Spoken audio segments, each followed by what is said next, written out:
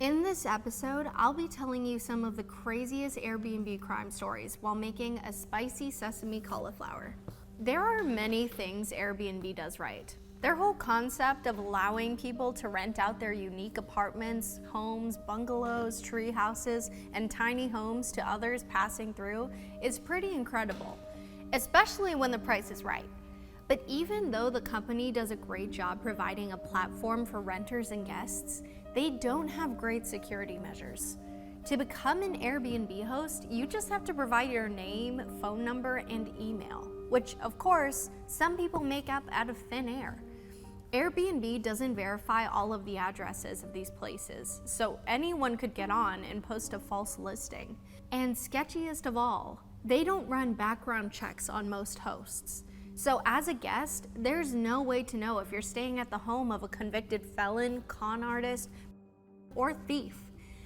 This is why so many awful crimes have taken place at Airbnbs, but no one really knows about them because Airbnb apparently has a whole team dedicated to paying guests off and covering up these horror stories. But thanks to the internet, some stories have surfaced, and they're pretty darn insane. On New Year's Eve in 2015, a 29-year-old woman from Australia who was visiting New York went to a bodega with a group of friends to pick up a set of keys. The keys belonged to the Airbnb she was renting for the evening, and the host told her they'd leave the keys out on the counter at this bodega.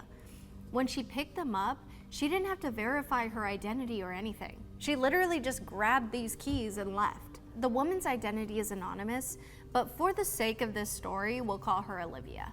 So that night, Olivia went out to a bar to celebrate the new year with her friends. After she was partied out, Olivia headed back to her Airbnb, which was an apartment she would be staying at alone. Or so she thought. Olivia unlocked the door and went inside, but had no idea someone else was hiding in the bathroom until out of nowhere, this man came out and pointed a blade at her. He grabbed Olivia, threw her on the bed, and physically violated her. At that point, Olivia knew she might get snuffed if she screamed, so she didn't. It was also New Year's Eve in New York, so even if she did scream, people might think it's just a person or something. After the man was finished with Olivia, he snatched up her phone and left. But he didn't take her iPad, so Olivia was able to use that to contact her friends and get help. Police officers showed up, and within an hour, the perp came back and peered in the doorway, but the cops caught him and started searching his things. In the man's backpack, officers found a blade, one of Olivia's earrings, and a set of keys to the apartment. Yep, that sounds like our guy. But Olivia still had her keys, which meant this dude got his hands on another set one way or another. It's assumed that he somehow knew about the key pickup for this apartment and was able to get a copy made of the keys without the host or another guest finding out. Considering the fact that these keys were just out on the counter at a bodega, I don't think this guy had a tough time. Once Airbnb was informed of the crime, someone from their safety team reached out to law enforcement to help get Olivia in a hotel.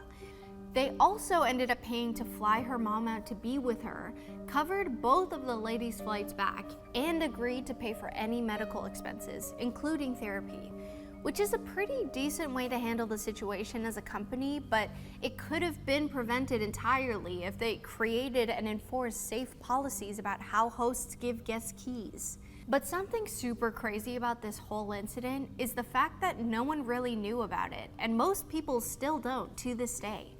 That's because Airbnb wrote Olivia a check for $7 million to not talk about their role in the crime.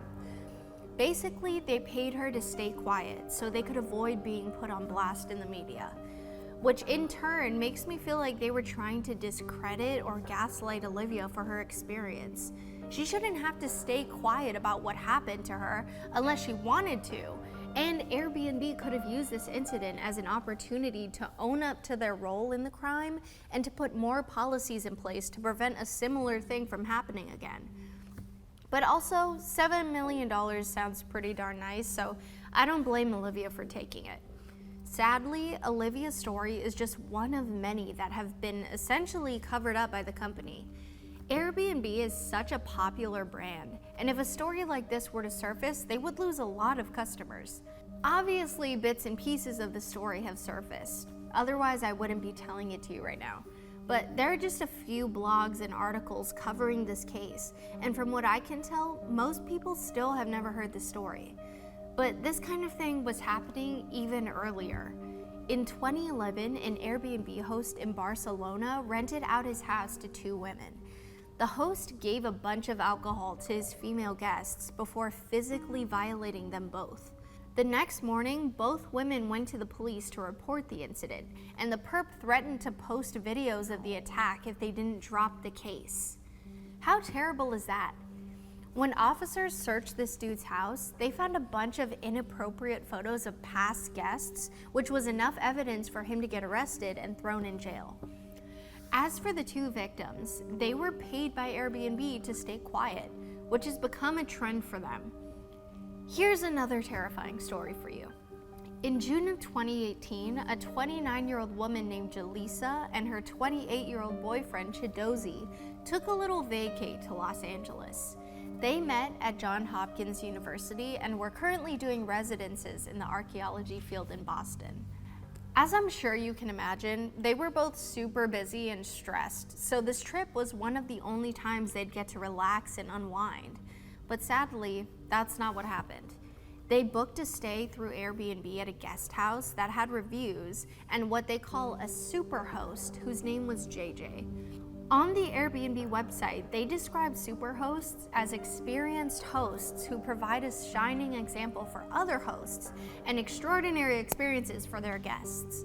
So Jaleesa and Chidozie thought they would be living it up in this place.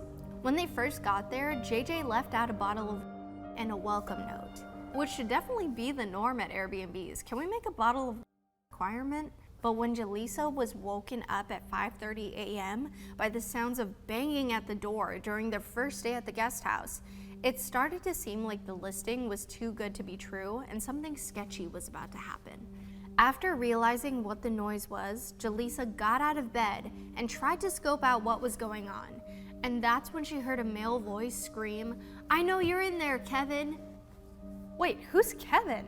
Jaleesa, who was probably just as confused, opened the door, told the screaming man to go away, and then slammed the door shut.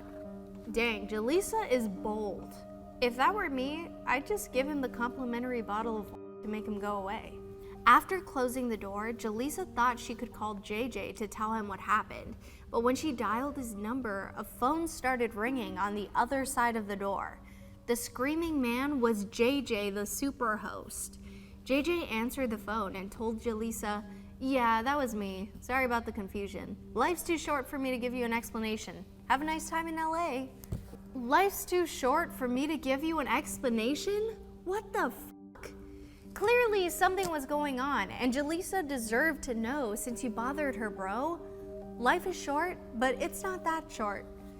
Even though they were still shaken up about what happened, Jaleesa and Chidozie went about their day, but that night, things got even crazier than before.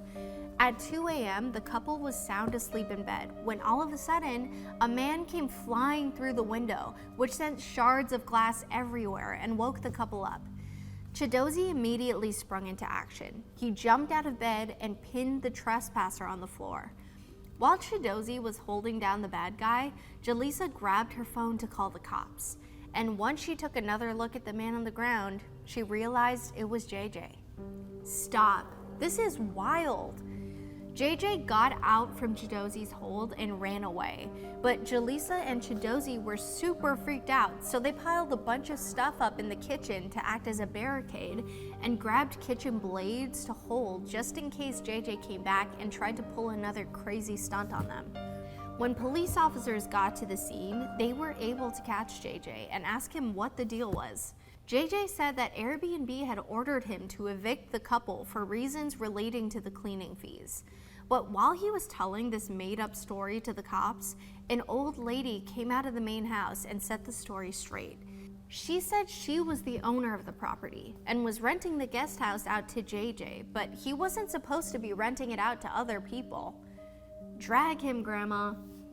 Wait, but where would this guy stay if he kept renting this place out? And how did this lady not pick up on this until just now? You'd think if she saw new people come into the guest house every few days, she would at least ask JJ who all of these strangers were. Well, Jaleesa and Chidozie were pissed about their stay, to say the least. What was supposed to be a stress-free getaway turned into an absolutely terrifying encounter with a crazy man who broke into the window of his own place and just acted a fool. That had to be so scary, especially before they knew the whole story. Jaleesa and Chidozie's trip wasn't over yet, but their stay at the Airbnb definitely was. After the cops left, Jaleesa contacted Airbnb to tell them what happened. Airbnb offered to put them up at another one of their rentals, but the couple declined, and instead they stayed at a Hilton hotel in the area for the remainder of their trip, which cost them over $2,000. Jaleesa and Chidozie were eventually able to get a full refund, but it took like 4 months for them to see the money. The couple asked for $5,000 extra to cover the cost of their Hilton stay and to make up for their traumatizing stay, but Airbnb only ended up giving them $2,700. The company ended up removing JJ from the platform and just sent out a blanket apology statement about the ordeal. Well, even though the victims in the crimes I've told you so far all survived the attack, that unfortunately wasn't the case for them all. In 2017, a bricklayer named Ramis rented a room in Australia through Airbnb. Apparently, Ramis needed a cheap and stable place to stay while he dealt with some personal issues, but he was met with even worse issues at this place. So there were 3 people involved in the rental: a man named Jason, the landlord Craig, and the flatmate Ryan. Ramis first rented the room for 3 nights, but asked to stay for a week for an additional 210 Australian dollars. The men agreed, and Ramis wrote them a check, but when they went to cash it, Ramis only had $10 in his account. Same, Ramis. Ramis then packed up his things and headed out, but before he could leave the property, the 3 men were there to confront him about the check that bounced. It's not clear if things started calmly and escalated, or if Jason just popped off, but the next thing that was reported was Jason picking up Ramis, slamming him against the wall, and constricting his neck. Reports say Craig and Ryan held Ramis down while Jason continued to squeeze his neck until he lost consciousness. After that, the men allegedly dragged Ramis out to the garden by his chin, where they kept beating him up. How do you drag someone by their chin? The 3 men were identified, arrested, and questioned, and Jason, who clearly led the attack, said he didn't know his actions would be enough to snuff Ramis or even injure him badly. He just said he only wanted to knock him unconscious. What BS? Jason knew very well what he was doing. You don't just casually wrap your hands around someone's neck and beat them up like that. And for what? 210 Australian dollars? That's not even $160 in US currency. And as much as I'm Jason, I can't believe Craig and Ryan were okay with all of this too. And they joined in. WTF? All 3 men went to trial and ended up pleading guilty. In the end, Craig was sentenced to 7.5 years in prison, Ryan was sentenced to 9, and Jason was sentenced to up to 11 years. But that's not the first vicious attack Jason was involved in with a housemate. In 2013, he went to jail in Norway for whacking a man in the head and squeezing his throat after getting into a disagreement about their living situation. Yo, does this man ever try talking to his roomies before getting all squeeze happy on their necks? There is more than one way to settle an argument, and the violent route never ends well. It's also crazy to think that there are probably so many other Airbnb hosts out there with scary pasts that we don't know about. All I know is the next time I stay at an Airbnb, I'm gonna send a questionnaire to my host, look them up online, and bring a little thing of pepper spray with me or something. So the more I looked into these Airbnb crimes, the scarier they got and the sketchier their company seemed. A couple of Halloweens ago, an Airbnb guest booked a one-night stay at a $1.2 million home near San Francisco.